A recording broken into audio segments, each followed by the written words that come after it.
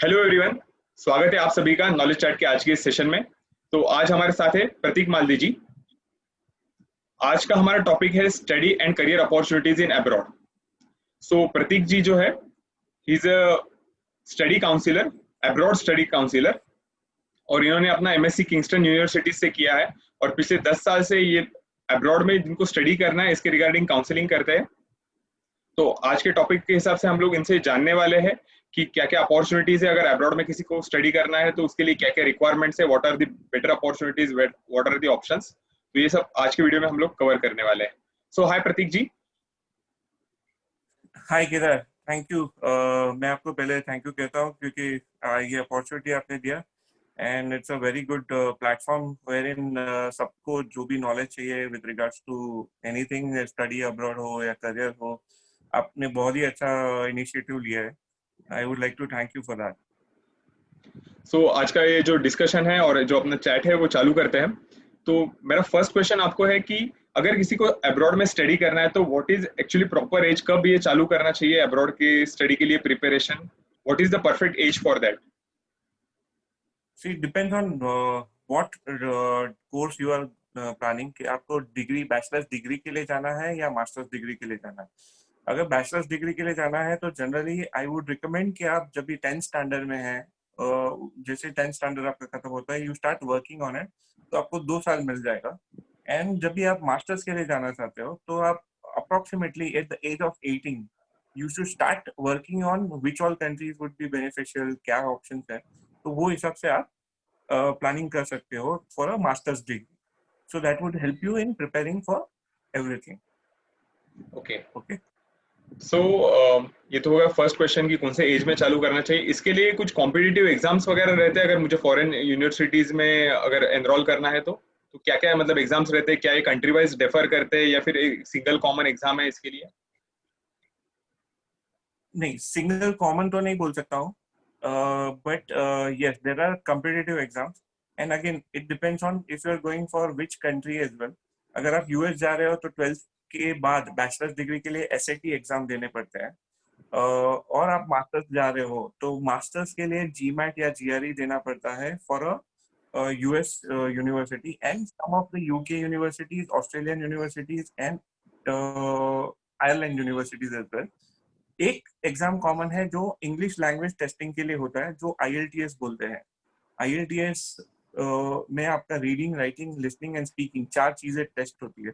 ये आईएलटीएस के जगह पे आप टॉफल भी दे सकते हो, पियर्सन टेस्ट भी दे सकते हो। Again you have to make sure before finalising कि आपका यूनिवर्सिटी एक्सेप्ट करता है कि नहीं। तो ये सारे के सारे एग्जाम्स आपको लग सकते हैं, but again I would say it would be best to consult first and then appear for the exams rather than applying for the exams first and then continue. तो इसके लिए ये जो एग्जाम्स वगैरह रहेंगे इनके लिए प्रिपेयर कैसे किया जा सकता है? क्या आप इसके रिगार्डिंग कुछ अभी गाइडेंस देते हो? क्या प्रोसीजर है? जी देखो, जैसे मेरा काम है consulting, I am good at short listing the university and helping you out कि उसके लिए क्या क्या लगेगा, आपको क्या क्या प्रिपेयर करना चाहिए। हम आपका पूरा प्रोफाइल बनाएंगे। वैसे ही जैसे ट्यूटर्स होते हैं जिनका काम है कि आपको एसएटी के लिए प्रिपेयर करना, जीमैट या जीआरई के लिए प्रिपेयर करना, आईएलटीएस के लिए, टॉफल के लिए प्रिपेयर करना। So we have set of instructors जो उनके ऊपर ही काम करेंगे। उनका सेट प्रोफाइल है कि वो 66 आवर्स इस पर्टिकुलर चीज को देंगे या 66 आवर्स ये पर्टिकुलर सब्जेक्ट को देंगे। तो इट डिपेंड्स आपको कौन सा एग्जाम रिक्वायर्ड है, और जैसे ही आपका प्लान हो जाता है तो हम लोग आपको ट्यूटर से कनेक्ट करवाते हैं and then you can discuss with them how to go है।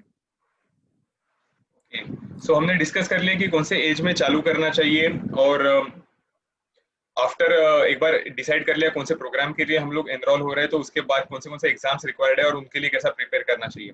अभी मैं आपको ये पूछना चाहता हूँ कि अगर यस, मुझे किसी टॉप यूनिवर्सिटी में अगर जाना है तो उसके लिए क्या मिनिमम स्कोर क्या रिक्वायर्ड है? जैसे आपको टॉप यूनिवर्सिटी में जाना है तो फर्स्ट थिंग इज आपको जो बैचलर्स डिग्री है, अगर आप मास्टर्स के लिए जा रहे हो तो बैचलर्स डिग्री में कंसिस्टेंट स्कोर्स लाने हैं। मतलब आप सीजीपीए जैसे अगर अभी आज के डेट में आउट ऑफ 10 है तो try to score 8 and above. Maximum score जितना करोगे उतना आपको chances of getting a better university बढ़ जाता है। अगर आप 12th के बाद जाना चाहते हो, then also 90 plus 80 plus, there are list of universities which will only take 90 plus students, then 80 plus students. Again, competitive scores, जो competitive exams है उसके scores भी matter करते हैं. अगर आप US के लिए SAT दे रहे हो तो एटलीस्ट 1400 प्लस का स्कोर होना चाहिए to get a good university. GMAT दे रहे हो तो I would recommend 650 plus scores होने चाहिए to get a good university. GRE में 300 एंड अबाउ स्कोर्स होने चाहिए. सो इट ऑल डिपेंड्स कि आप कौन से यूनिवर्सिटीज टारगेट कर रहे हो और उनके रिक्वायरमेंट्स के हिसाब से हमको प्लानिंग करनी चाहिए. तो अगर मुझे किसी यूनिवर्सिटी वगैरह में जाना है तो क्या क्राइटेरिया होना चाहिए कि मैं किस कंट्री को चूज करूं या फिर किस यूनिवर्सिटी को चूज करूं? देखो ये इम्पोर्टेंट है कि आपका मोटिव पहले से डिसाइड हो कि आपका लॉन्ग टर्म मोटिव क्या है. आपका लॉन्ग टर्म मोटिव में है कि आपको पढ़ाई करके वापस इंडिया के बिजनेस ज्वाइन करना है, फैमिली बिजनेस हो या एंटरप्रेन्योरशिप आपको स्टार्टअप कुछ करना है या कुछ एक्सप्लोर करना है आपको, then you can choose any countries. उसमें कोई प्रॉब्लम नहीं होता है. Generally I would recommend to go for UK as a first preference, क्योंकि वहाँ पे wide number of courses available है और आप एक साल का कोर्सेज है, एक साल में कोर्स खत्म होके आपको अपॉर्चुनिटी 2 साल का वर्क परमिट का भी मिल रहा है. तो वो आप अपॉर्चुनिटी उठा के भी वापस आ सकते हो, नहीं लेना है तो भी चलेगा. बट अगर आपको PR चाहिए, जैसे परमानेंट रेसिडेंसी आज के डेट में सबको देखा जाए तो सबको वो फर्स्ट प्रायोरिटी में होता है, देन आई वुड रिकमेंड कि आप कनाडा प्रेफर करो या न्यूजीलैंड या ऑस्ट्रेलिया. अभी न्यू कनाडा इसके लिए क्योंकि वहाँ पे PR बहुत ही इजी है आज के डेट में.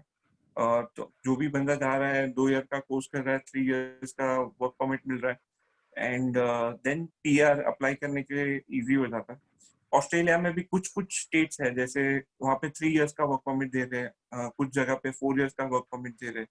So what you should do is you should look at the country जहाँ पे PR इजी है अगर आपको लॉन्ग टर्म वहाँ पे रहना. अगर आपका शॉर्ट टर्म गोल है then I would recommend UK would be the best preferred option because the cost of education everything is very reasonable. So in that way. Okay. अभी क्या रहता है कि जो स्टूडेंट है उनका कंफ्यूजन रहता है कि बैचलर्स डिग्री के लिए अब्रॉड में जाना चाहिए या फिर मास्टर्स डिग्री के लिए जाना चाहिए. So what is your opinion, मतलब कैसे इसको चूज करें, बैचलर्स के लिए जाना चाहिए, मास्टर के लिए जाना चाहिए, which is beneficial to the student? I would explain this with an example. जैसे अगर समझो एक्चुअल साइंस करके एक सब्जेक्ट है जो काफी लोगों को मतलब तक यहाँ पे इंडिया में अवेयरनेस भी नहीं होता है, नॉलेज भी नहीं होता कि ये है होता क्या है. तो ये सब्जेक्ट का कैसे कि यहाँ पे बहुत ऑप्शंस अवेलेबल नहीं है. तो बैचलर्स में अगर बैचलर्स इन एक्चुअल साइंस करना है तो आपको मैथ्स कंपलसरी है और इसके लिए बैचलर्स अगर बाहर करोगे तो आपको अच्छा एक्सपोजर मिल जाएगा. फर्स्ट थिंग वहाँ पे पूरी डिग्री हो जाएगी and the job would be also and the demand for this particular subject is very high. अभी दूसरा एरोनॉटिकल इंजीनियरिंग है, बट इंडिया में होता क्या है कि हमको पहले मैकेनिकल इंजीनियरिंग के हिसाब से ही जाना पड़ता है and then you choose a specialisation. Okay, but abroad में there are courses available wherein you can do bachelors in aeronautical engineering. So I would recommend अगर आप एक्सक्लूसिव सब्जेक्ट के लिए जा रहे हो देन गो अब्रॉड. अगर आप समझो बैचलर्स इन बिजनेस एडमिनिस्ट्रेशन या BMS bachelors in management studies या ऐसा नॉर्मल सब्जेक्ट के लिए जा रहे हो then I would just recommend कि आप यहाँ पे करो and then go for the masters, क्योंकि the cost is huge. Bachelors के लिए आप जाओगे तो anywhere between 70 to 1 crore 1.2 crore के आसपास, 70 lakhs to 1.2 करोड़ के आसपास चला जाएगा depending on the university. But वही मास्टर्स के लिए अगर जा रहे हो तो आपका 25 to 30 lakhs में अच्छा सा ऑप्शंस में भी हो जाए. तो I would recommend unless it's exclusive, don't prefer to go for bachelor's degree. सो मेरे को लगता है कि हमने मोस्ट ऑफ दी जो रिलेवेंट क्वेश्चंस है वो कवर कर लिए. अभी हम लोग हमारे आते हैं इस सेशन के लास्ट सवाल की तरफ. ये द वाइटल इंपॉर्टेंस है इस सवाल का कि बहुत बार मतलब स्टूडेंट्स के मन में ये रहता है कि जिस यूनिवर्सिटी से हम लोग मास्टर्स या फिर जो बैचलर्स डिग्री परस्यू कर रहे हैं तो वो गारंटीड प्लेसमेंट देती है क्या, क्योंकि जनरली अगर अब्रॉड में हम लोग जाते हैं बहुत सारा मतलब पैसा इन्वेस्ट करेंगे हम लोग हमारी डिग्री के लिए, तो एक रिटर्न ऑफ इन्वेस्टमेंट का भी एक थॉट स्टूडेंट्स के माइंड में रहता है. तो उसके रिगार्डिंग अगर आप एनलाइट कर पाए जो भी एस्पायरेंट्स हैं उनको. मैं ये कहता हूँ कि जो आप बोल रहे हो कि रिटर्न ऑन इन्वेस्टमेंट, एक चीज सिंपल है कि रिटर्न ऑन इन्वेस्टमेंट के हिसाब से अभी भी देखोगे तो एक अपॉर्चुनिटी है आपके लिए। I would explain it in a simple way. आप इंडिया में भी अगर ये करते हो for a masters degree, at least 10 to 12 lakhs का तो कॉस्ट कहीं नहीं गया। प्लस लिविंग एक्सपेंस हम लोग गिनते नहीं है just because we are staying with the parents. Okay, but if you are going abroad 15 to 20 lakhs में अच्छा खासा ऑप्शंस मिल जाते हैं यूनिवर्सिटीज के। Plus living expense, you can cover it by working part time. Okay, this would be a new experience for yourself because आपने कभी यहाँ पे काम नहीं किया। तो living expense I can guarantee you कि cover हो जाते हैं आपके part time job से। And 15-20 lakhs के investment के सामने आपको opportunity जो है वो आपका earn करने का, यहाँ पे आपको 5 to 10 lakhs के बीच में जॉब मिलेगा। वहाँ पे एटलीस्ट 20 lakhs से स्टार्ट है, मतलब अगर 20 lakhs पर एनम से स्टार्ट है, नो डाउट द खर्चा इज देयर, मतलब खर्चा आपका रहेगा, बट खर्चा निकाल के भी आपके हाथ में 15 लाख हाथ में आता है, then also it is good return on investment. रही बात आपने जो मेरे को पूछा guaranteed placement, see guaranteed placement India में एक कल्चर बन गया है या प्रोबेबली मार्केटिंग वे या वॉट एवर, बट वहाँ पे मार्केटिंग के हिसाब से नहीं होता, बट वहाँ पे करियर सेल्स है, career department of every university is very actively involve with each and every student. तो वो आपको हेल्प करते हैं कवर लेटर बनाने में, सीवी बनाने में, आपको कैसे कैसे अप्लाई करना है, कौन से वेबसाइट पे अप्लाई करना है। Then they talk about career fair, जब भी आएगा तभी आपको इंटीमेट किया जाएगा कि ये करियर फेयर आने वाला है, ये कंपनीज आने वाली है।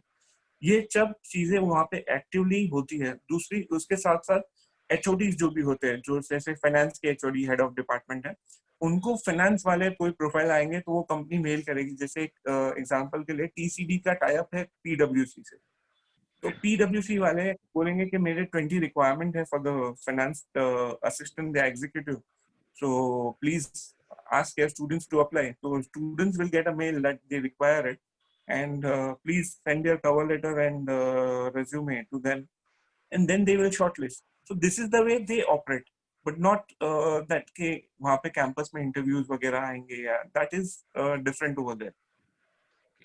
So थोड़ा सा risk है, but opportunity is huge. You are going to get an opportunity in a developed country. आप वहाँ पे जाके एक अपॉर्चुनिटी जो एक्सप्लोर करोगे, उसके लिए ये investment is very nominal. So I hope आज की सेशन में जो भी most of the relevant question है regarding study and career opportunities in abroad, उसको हमने कवर करने का कोशिश किया। पर इसके अलावा जो देख रहे जो एस्पायरेंट स्टूडेंट्स हैं, उनको अगर और कुछ सवाल मन में है तो हमने लिंक डिस्क्रिप्शन में प्रतीक जी का जो पर्सनल मोबाइल नंबर है वो भी दे दिया है। उसके अलावा उनके जो भी सोशल मीडिया अकाउंट्स है उनके भी लिंक दे दिए है, तो आप जाइए उनसे कनेक्ट कीजिए, उनको कॉल कीजिए, and I am guarantee that वो आपको डेफिनेटली आपको गाइड करेंगे इसके रिगार्डिंग, नो डाउट। सो वो सब आपको डिटेल्स लिंक डिस्क्रिप्शन में मिल जाएंगे। So thank you Prateek ji knowledge chat की सेशन में आने के लिए और जो भी एस्पायरेंट्स हैं उनको एनलाइट करने के लिए। Thank you, Kedar. Thank you for giving this opportunity. Yeah.